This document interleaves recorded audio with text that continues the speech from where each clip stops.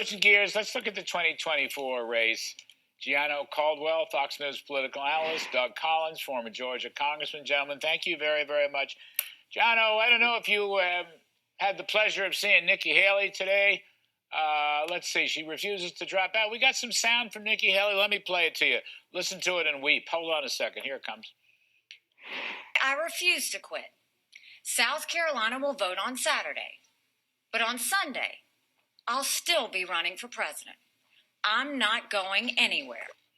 So I just don't, Gianno, all right, she wants to run, she can run.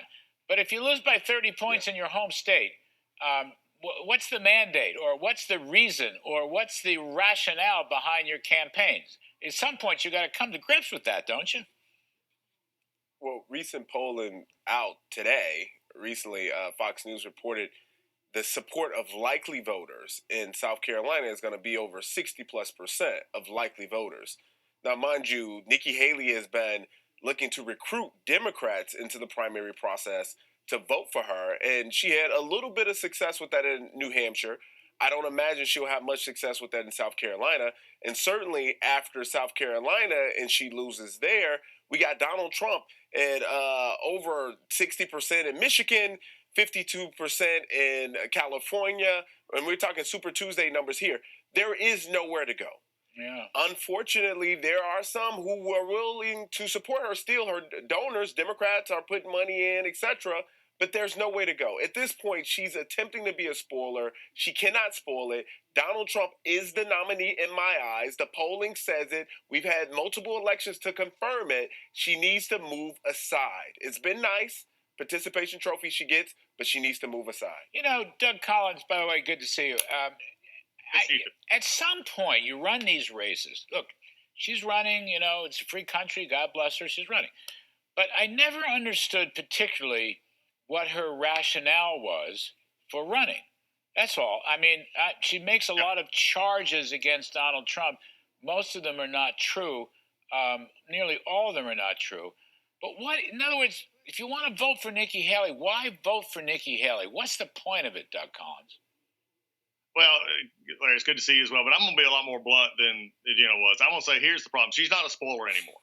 She has become a Democrat talking point. She has now become a de facto spokesman for the Biden campaign, because everything she says attacking Donald Trump goes straight to the Biden campaign website. You can see it, and you're going to see it fall in the fall in Senate ads, governor ads, and presidential ads out of her mouth attacking Donald Trump. Her rationale for reasoning was that she was blown up into saying you're a new voice, somebody new in the party. But for early on, this has been over. The race is over now. The only person that I used to think that she just wanted to get to South Carolina. It's not get to South Carolina anymore. It's to attack Donald Trump. It almost is beginning to look personal.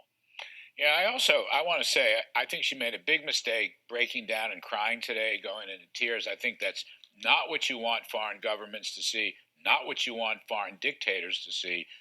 And I know a lot of women here in the building who talk to me about it. Women in politics, great. Women in politics breaking down and crying, not great. That used to be a cardinal sin. I don't know how that's going to play. Jono, let me go back to one thing.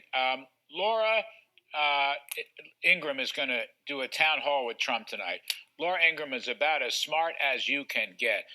Where do you think Mr. Trump's going to go? All right, I'm interested in this because I'm hoping, yes, he has a legitimate grievance with the fiasco in the court system and the legal system, but I also hope he stays on message on the border, on economic growth, on inflation, on an America First foreign policy, on law and order, for example. I mean, the immigration has spread now and it's become a problem of lawlessness, Gianno.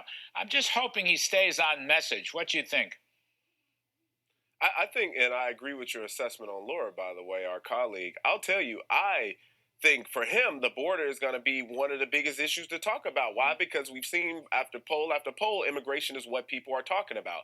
I also think as you use immigration, he should be speaking to the nation in some of these urban centers like New York and certainly Chicago, where black voters are so pissed off with what they're seeing in their communities with the migrants and the support that they've been giving them over their needs, which have been suffering for many, many years. He should be speaking to them because these are potential purple states, especially in places like Chicago, where if you get 20% of Cook County, you get the whole state. In addition to that, prices. What does the consumer price index say?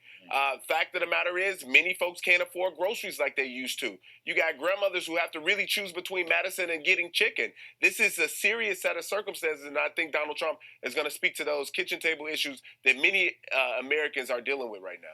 Doug Collins, 20 seconds. Fannie Willis ever tried to give you $15,000 in cash? You're from Georgia.